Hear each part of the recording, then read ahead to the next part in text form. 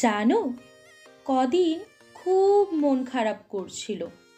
ব্যস্ত জীবনে নিজের জন্য, নিজের শখ, ইচ্ছে, ভালো লাগাগুলোর জন্য কিছুই করা হয়ে ওঠে না।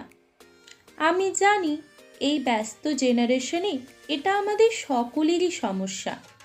তাই আজ একটু ভেবেছিলাম ব্যস্ততার মাঝেই নিজের জন্য এক টুকরো সময় বের করে নেব।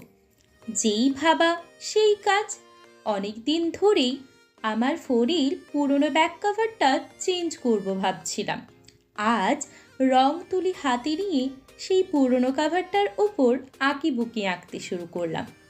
আমি কারুকার্যতে তেমন দক্ষ নই, কিন্তু তাও হুটহাট এই পাগলামিগুলো করে থাকি নিজের মন ভালো রাখতে।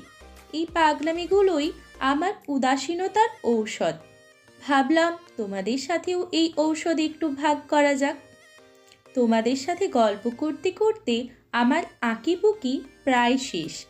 আচ্ছা, কেমন হয়েছে কমেন্টে একটু জানিও প্লিজ। তাহলে আবারও এরম পাগলামি করার উৎসাহ পাবো।